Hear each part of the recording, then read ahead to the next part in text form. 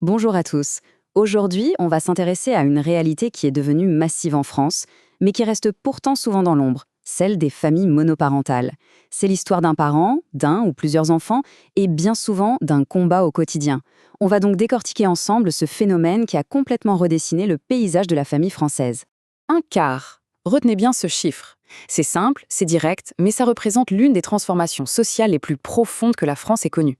Mais alors, un quart de quoi au juste? Eh bien voilà la réponse. Une famille sur quatre. Ce n'est donc plus du tout un modèle familial minoritaire ou une exception, non. C'est une composante majeure de notre société. Concrètement, ça veut dire qu'aujourd'hui, un enfant sur quatre grandit au quotidien avec un seul de ses parents. Alors pour bien comprendre tous les enjeux, voilà le programme. On va d'abord prendre la mesure du phénomène, ensuite on plongera au cœur des difficultés, le poids financier qui est écrasant, la charge sociale et morale, et bien sûr les conséquences pour les enfants.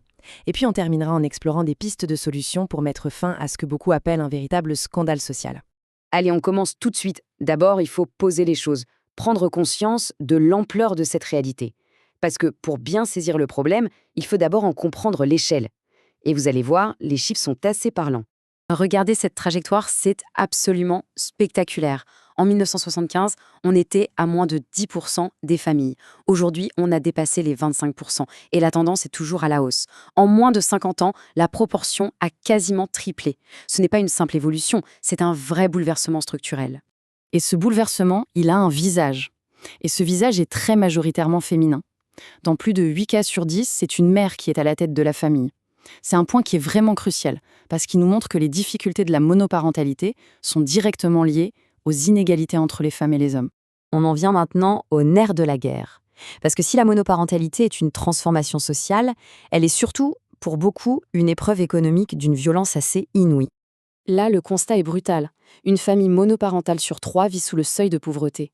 C'est un risque 2,5 fois plus élevé que pour une famille avec 2 parents. On ne parle pas d'un simple accident de parcours, mais bien d'une précarité qui s'installe durablement. Derrière ces pourcentages, il y a des parcours de vie. Et ce témoignage d'une mère seule, il résume tout. La lutte, ce n'est pas seulement pour payer les factures, c'est pour garder sa dignité, jour après jour.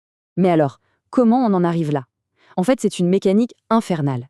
D'un côté, vous avez entre 30 et 40% des pensions alimentaires qui ne sont tout simplement pas payées. De l'autre, après une séparation, les femmes voient leur niveau de vie chuter de presque 20% en moyenne. Mais pendant ce temps, le loyer, l'énergie, les courses, ça ne baisse pas. Tout repose sur un unique salaire. Le résultat de cette équation impossible est tragique. Plus de 40% des enfants de ces familles grandissent dans la pauvreté. Mais attention, la précarité n'est pas seulement financière. Elle est aussi sociale, psychologique. C'est un combat qui se mène sur tous les fronts, et très souvent dans une grande solitude. Et comme si ça ne suffisait pas, la société elle-même dresse des obstacles. Trouver un logement, ce qui est un droit fondamental, devient un vrai parcours du combattant. Une enquête du Défenseur des droits l'a montré noir sur blanc, un parent seul a 2 fois plus de risques d'être victime de discrimination de la part des agences ou des propriétaires. La conséquence directe de tout ça, 15% des enfants de ces familles vivent dans un logement surpeuplé. C'est un chiffre qui montre très concrètement la dégradation des conditions de vie. Et puis, il y a tout ce qui ne se voit pas, ce qui ne se mesure pas dans les statistiques. L'isolement, le fait de devoir tout gérer en permanence, le regard des autres, la stigmatisation et bien sûr l'épuisement à la fois mental et physique qui mène au découragement. C'est une pression psychologique immense qui pèse sur ses parents et donc majoritairement sur ses mères. Et inévitablement, toute cette situation a des répercussions directes sur ceux qui sont en première ligne, les enfants. Les difficultés des parents finissent toujours par déteindre sur eux. C'est un effet domino assez logique finalement. Quand un parent est épuisé, stressé par les factures, isolé socialement, il est quasi impossible de fournir le cadre serein dont un enfant a besoin pour s'épanouir. La précarité du parent peut alors se transformer en difficulté scolaire, en perte de repères ou en perte de morale pour l'enfant. Le constat est assez sombre, c'est vrai. Mais la question est-ce qu'on peut rester les bras croisés? En réalité, la question n'est plus de savoir s'il faut agir, mais plutôt de savoir comment on peut agir efficacement. Parce que oui, des solutions existent. Ce n'est pas une fatalité. C'est un problème politique et social qui appelle des réponses politiques et sociales fortes. Il est temps de briser à la fois le silence et le scandale. On peut imaginer une action sur 3 grands piliers. D'abord, un pilier juridique pour s'assurer que les pensions alimentaires soient justes et surtout qu'elles soient versées.